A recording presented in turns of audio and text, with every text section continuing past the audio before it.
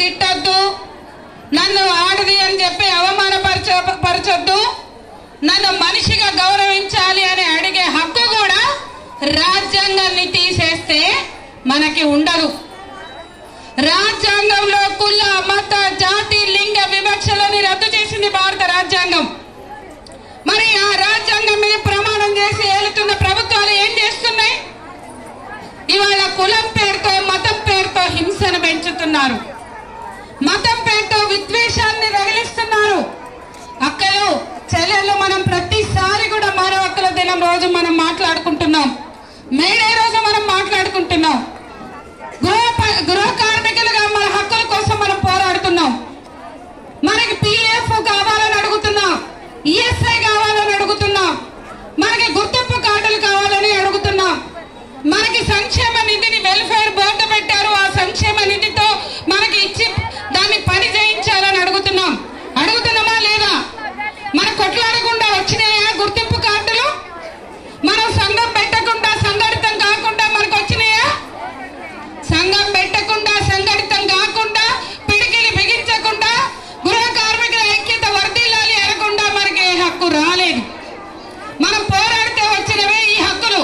కానీ దశాబ్దాల పోరాటాలతో సాధించుకున్న హక్కులు సైతం కోల్పోతున్న సందర్భం ఇది.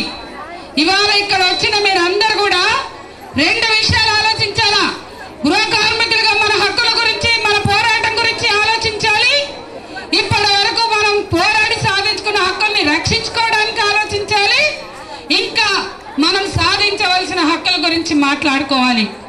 వీటన్నిటితో పాటు మన చుట్టూ ఏం జరుగుతుందో కూడా రోజు మన ఇంట్లో మొగళ్ళతోటి కొట్లాటాలు, పంచాయతీలు, మన పంచాయతీలు ఉంటాయి. పోరగాళ్ళకు వండి పెట్టాలా, ఈ లొల్లి ఈ పంచాయతీ మనకి ఎప్పుడు ఉండేది? ఎప్పుడు గవేనా మనం ఆలోచించేది? సాయంత్రం వచ్చే సీరియళ్ల గురించి, అందులో అత్త కోడల లొల్లి, లేకుంటే విషాలు పెట్టుకుంటూ, లేకుంటే సెల్ ఫోన్ పట్టుకుని వేసేయాలి, గవేనా మనం చూసేది? అదేనా మన బతుకు? కాదు.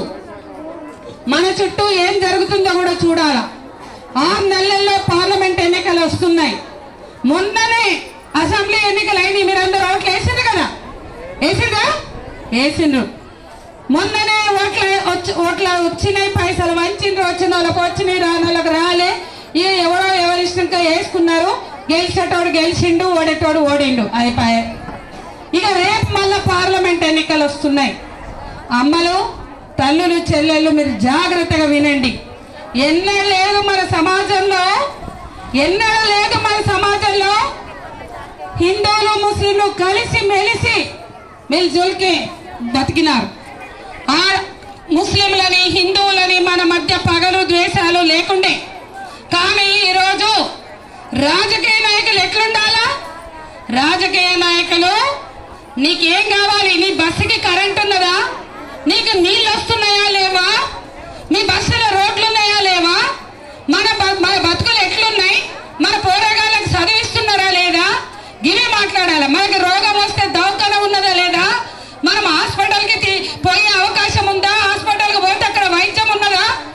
బడికి పోతే పోరాగాళ్ళకి చదువు చెప్తున్నారా లేదా? గివి కదా మాట్లాడాలి రాజకీయ నాయకులు. అవునా కాదా? రాజకీయ నాయకులు గివే కదా రాజకీయాలు చేసుడు.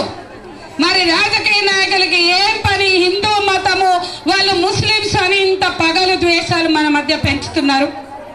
మన బస్తీలలో కూడా పండుగలు చేసుకోవచ్చు, బక్రీద్ చేసుకోవచ్చు, లేకపోతే రంజాన్ చేసుకోవచ్చు, దసరా చేసుకోవచ్చు, దివాళీ చేసుకోవచ్చు, క్రిస్మస్ చేసుకోవచ్చు. ఎంత మంచిగా ఉండేటోళ్ళం మనం, ఎంత ముద్దుగా ఉండేటోళ్ళం మనం, కలిసిమెలిసి ఉండేటోళ్ళమా కాదా? మన ఇంట్లో వండుకునే వాళ్ళకి ఇచ్చేటోళ్ళం, వాళ్ళు వండుకునే మనకి ఇచ్చేటోళ్ళు. ఇప్పుడు మతం పేరుతో మన మధ్య విద్వేషాలు రగిలిస్తున్నారు. ఇది మనం ఆలోచించాలి. ఇది అవసరమా మనకి? మన బస్తీలో ఎవడన్నా రాముడు, అరే రాముని గుడికి పోతే నీకు వెళ్తుందా తిండి? ఆ రోజు మతం వ్యక్తిగతం, మతం అనేది వ్యక్తిగతం. ఎవరు ఇష్టం వచ్చిన మతం వాళ్ళు పూజించుకుంటారు. కానీ రాముడు రాముడు రాముడు అని బుర్ర వాడగొట్టి పాడు చేసి మన ఇళ్లలో ఇంతగానో రాజకీయాలు చేస్తున్నారు కదా. నువ్వు పని చేయకుంటే నీకు వెళ్తుందా? నువ్వు తిండి తినాలన్నా, నీ పిల్లలకి ఇంత ఆకలి తీర్చాలన్నా, నీ బతుకు వెళ్ళాలన్నా, నీది బతుకు పోరాటం. ఈరోజు మన మనకు కావాల్సింది రెండే. ఒకటి బతుకు పోరాటం, రెండో ఆత్మ గౌరవ పోరాటం. మనకు కావాల్సింది ఏంటి మీరు ఆలోచించండి. మనకి బతుకు పోరాటం, ఆకలి తీరాలి, ఆకలి పోరాటం, బతుకు పోరాటం. రెండోది ఆత్మ గౌరవ పోరాటం. మనని ఎవరు కూడా మనిషిగా చులకన చూడొద్దు. ఈమె ఆడది తక్కువ, ఈమె గా కులం తక్కువ, మనలో మనకే మేము పెద్ద కుల పొలం. తిండి లేకుంటే ఎవరైనా గదే అవుతుంది. ఈమె గా కులం, ఈమె ఈ కులం, ఆయన ఆ కులం. ఈ కులాల పేరుతోటి మన మధ్య విభజన, విషం ఎక్కిస్తున్నారు. మతాల పేరుతో విషం ఎక్కిస్తున్నారు. కాబట్టి కులం పేరుతో, మతం పేరుతో విద్వేషాలు రగిలిస్తున్నటువంటి సందర్భంలో మనం మనుషులుగా ఆలోచిద్దాం, మహిళలుగా ఆలోచిద్దాం, మహిళా కార్మికులుగా ఆలోచిద్దాం, గృహ కార్మికులుగా ఆలోచిద్దాం. ఇవాళ కులం కూడు పెట్టదు అనేది మనం అర్థం చేసుకోవాలా. మతం మనకి మనశ్శాంతిని ఇవ్వదు అనేది కూడా మనం అర్థం చేసుకోవాలా. మనము ఈ దేశంలో పౌరులుగా ఇప్పటికైనా మానవ హక్కుల గురించి ఆలోచించడం అంటే మన చుట్టూ ఉన్న మనుషుల గురించి కూడా ఆలోచించడం. రకరకాల పేరుతో మనుషుల మధ్య ద్వేషం ద్వేషం ద్వేషం. ఇంకా మన దగ్గర నయం మన తెలంగాణలో అంత లేదు. అదే ఉత్తరాదికి పోతే మనుషుల మధ్య ద్వేషాలు పెంచి పోషిస్తున్నారు.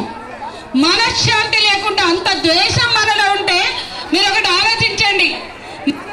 ద్వేషం ఉన్నదనుకోండి, కోపం ఉన్నదనుకోండి, మనం మనశ్శాంతిగా ఉండలేం. ఇవాళ మనుషుల్లో మతం పేరుతో ఇంత ద్వేషం పెంచుతున్నారు. వాళ్ళు మనశ్శాంతిగా బతకగలుగుతారా?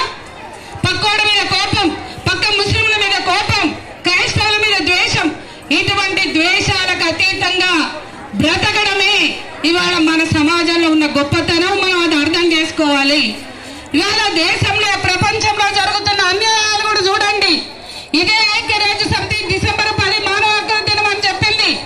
కానీ పాలస్తీనాలో గాజా అనే ప్రదేశంలో 60,000 మంది పిల్లల్ని చంపేశారు. ఎంత అన్యాయం! బాంబులేసి పిల్లలు చంపితే మన దగ్గర ఎవరైనా పిల్లకి అన్యాయం జరిగినా పాపకో బాబుకో మనం బాధపడతామా లేదా? అయ్యో చిన్నారి పాప చంపేసిండ్రు అని మనం బాధపడతామా? మరి ఒక దేశంలో బాంబులేసి అన్యాయంగా పిల్లలకి బాల్యం లేదా? పిల్లలు స్కూలుకు పోరా? ఆ పిల్లలు బడికి పోవద్దా? పిల్లలు చదువుకోవద్దా? పిల్లలు ఆడుకోవద్దా? కానీ ఆడుకునే పిల్లల మీద, బడికి పోయే పిల్లల మీద, ఇళ్లలో ఉన్న పిల్లల మీద బాంబులేసి చంపేస్తుంటే ఆ చిన్న పిల్లల శవాలు చూస్తే చాలా దుఃఖం అవుతుంది, చాలా బాధ అవుతుంది. ఇవాళ మన సమాజంలో అంతమంది పిల్లల్ని చంపేస్తుంటే అందరము మాట్లాడవలసిన మన రాజకీయ నాయకులు ఏం పైసలు వంచుతారా? మనకేం వస్తుందా?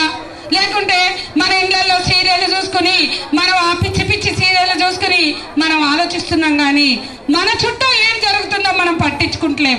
అన్యాయం ప్రపంచంలో ఎక్కడ జరిగినా దాన్ని ఖండించాలి, దాన్ని వ్యతిరేకించాలి. కానీ గాజాలో ముస్లిం పిల్లల్ని అట్లా చంపేస్తుంటే ఇవాళ దేశంలో అనేక దేశాల్లో నిరసనలు జరుగుతున్నాయి. కానీ మన హైదరాబాద్ లో ఒక్క నిరసన జరగలే. నాకు బాధ అనిపిస్తుంది. 40 ఏళ్ల నుంచి హైదరాబాద్ లో అనేక మంది సమస్యల మీద పనిచేసిన మేము కొంతమంది పిల్లల్ని, కొంతమంది మహిళల్ని, మీలాంటి వాళ్ళని రోడ్ల మీదకి తీసుకొచ్చి గాజాలో జరిగే అన్యాయాన్ని ఎందుకు ఖండించలేకపోతున్నామనే ఆలోచన వస్తుంది. మీరందరూ కూడా ఈ విషయాల్ని ఆలోచించకుండా ఉండకూడదు. మన చుట్టూ ప్రపంచంలో జరిగినా, దేశంలో ఎక్కడ జరిగినా, మన రాష్ట్రంలో ఎక్కడ జరిగినా, మన ఊర్లో జరిగినా, మన బస్తీలో జరిగినా, మన కుటుంబంలో జరిగినా అన్యాయానికి వ్యతిరేకంగా మనం మాట్లాడాలి. ఇవాళ ఇంతమంది ఇవాళ గృహ కార్మికుల గురించి మేము ఎప్పుడు ఏం చెప్తాం? నేను వచ్చి ఇక్కడ మాట్లాడుతున్నా అంటే మీరు లేకుండా, మీలాంటి చెల్లెలు లేకుండా నేను వచ్చి ఇక్కడ మాట్లాడలేని స్థితి. అంటే వాళ్ళు పనోళ్ళు, వాళ్ళు పని మనుషులు, వాళ్ళు గృహ కార్మికులను తీసి పడేస్తారు. కానీ మీ గొప్పతనం ఏంటి అంటే ఇవాళ ఐటీ ఉద్యోగులు కంపెనీలకు వెళ్తున్నారంటే, టీచర్లు స్కూల్కి వెళ్ళి టీచర్లుగా పనిచేస్తున్నారు, నర్సులు, డాక్టర్లు పనిచేస్తున్నారు, రకరకాల కంపెనీలలో ఆడవాళ్ళు మగవాళ్ళు పోయి కుటుంబాలు పనిచేస్తున్నారు. అంటే మీరు ఇళ్లలో చేసే శ్రమ వలనే. ఎంత విలువైన శ్రమ మీరు చేస్తున్నారు ఈ సమాజానికి.